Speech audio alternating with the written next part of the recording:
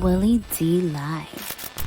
Documents are shedding new light on Nolan Wells' final hours before his deadly 4th of July trip to Horn Island.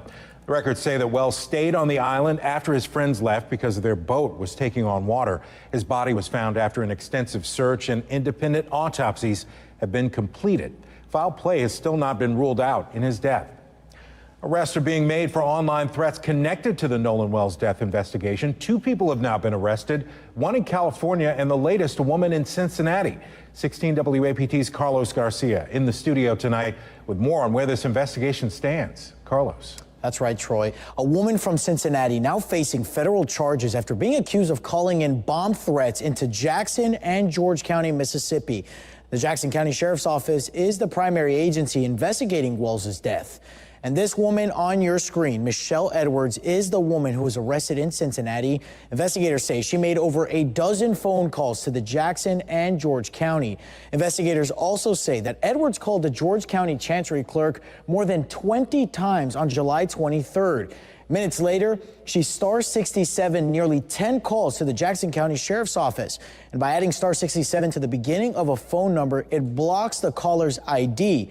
Well, tonight, new obtained information from ABC says that Nolan Wells' mother reported him missing shortly after midnight, July 5th, saying friends last saw him on Horn Island at around 3 p.m. on July 4th. Okay, let's stop right there. Let's go back to the arrest. So the investigation, right? The investigation.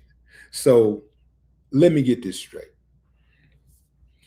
So far, the only tangible evidence that we have of an investigation is that, or update of an investigation, is them arresting 2 people who made threats against the people or family members of the people who is suspected by many people in the public of murdering Nolan Wells.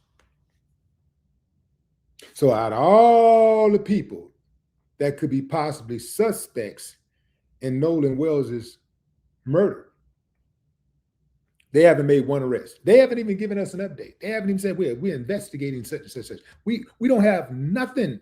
I mean, zero from law enforcement. We have nothing from law enforcement. The call that we got came from CETO. Any text messages was released by witnesses and family members. We have nothing from law enforcement on the ground. Zero. Let that sink in. So now we're coming back to the timeline. I'll back it up just a little bit so that you guys can have your memory refreshed. Let's get back to the parents of Nolan Wells.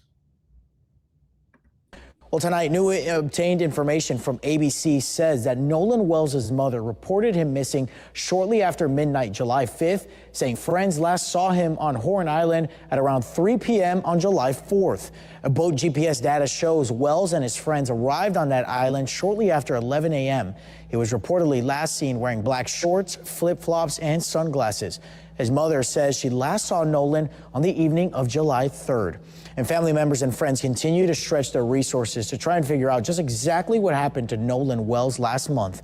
In the studio tonight, Carlos Garcia, 16 WAPT News. Back to you, Troy. All right, Carlos, thanks. So it appears to me that every time new documents come out in the Nolan Wells case, we get fewer answers, but even more questions. So let's try to break this down a little bit. The documents establish a more detailed timeline of Nolan Wells' final moments, or known moments. So this is why the timeline is important. A timeline is essential because every criminal investigation starts with answering who, what, when, where. Who, what, when, where. All of it starts right there. And once we get the who, what, when, where, then we want to know how and why, right? Right? So, does the timeline answer the biggest question or simply confirm what we already know? Now, I'm going to tell you something, fam. I'm not a detective, obviously, but I play one in real life. Yeah, I play one in real life.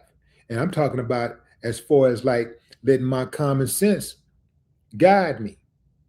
My common sense tells me that something is off here. My common sense tells me that there is too many inconsistent stories.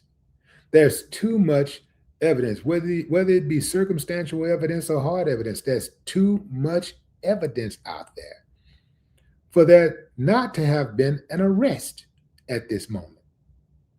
I don't think in recent history have I ever seen so many people who were considered suspects, at least in the court of public opinion, be made to be the victims, especially in a case of murder. I can see why so many people in Mississippi who is of a certain color are so carefree about killing Black people. If this is going to be the results, if this is going to be the outcome, especially when you have so much evidence, and I'm going to tell you straight up, I agree with Teslin Figaro, what she said on Nancy Grace. The evidence was there before the sinking boat call. The sinking boat call only confirmed what we already knew, only confirmed what we already suspected. It only confirmed that Nolan Wells was murdered. Otherwise, that call makes no sense. What you heard on that call makes no sense.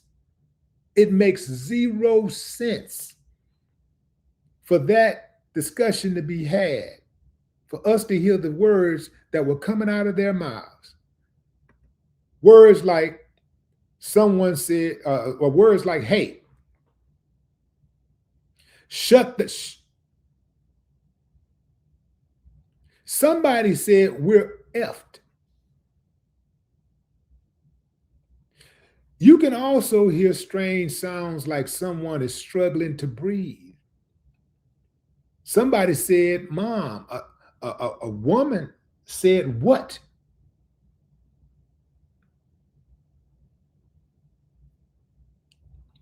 You got somebody said, is he dead?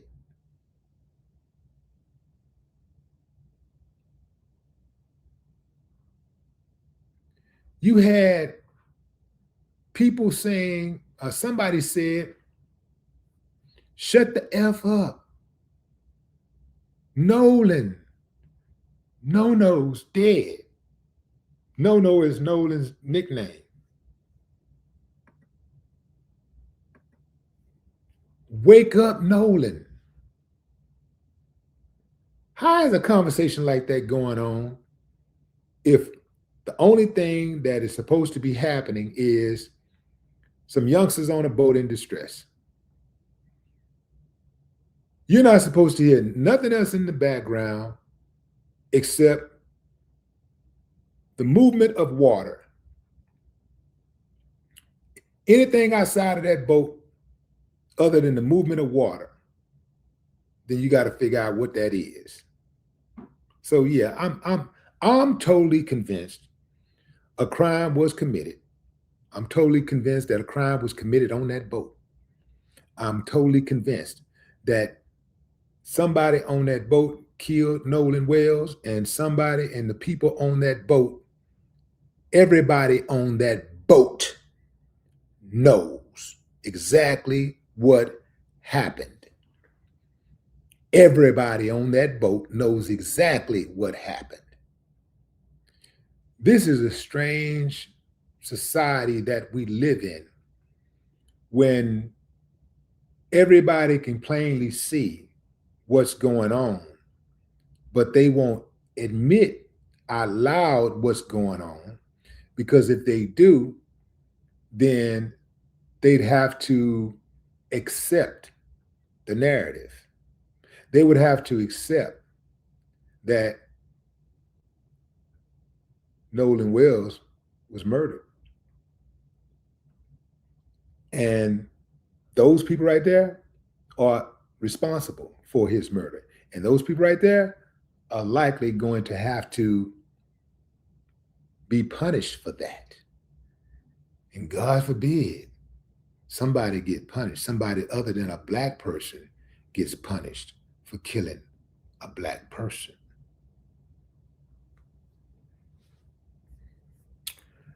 Those documents that came out that helps to establish a timeline. What I need to know is, does the new timeline answer the biggest question? That's what I need to know. Does it answer the biggest question, or simply confirm what we already knew? The report says Nolan remained on Horn Island because the boat was taking on water.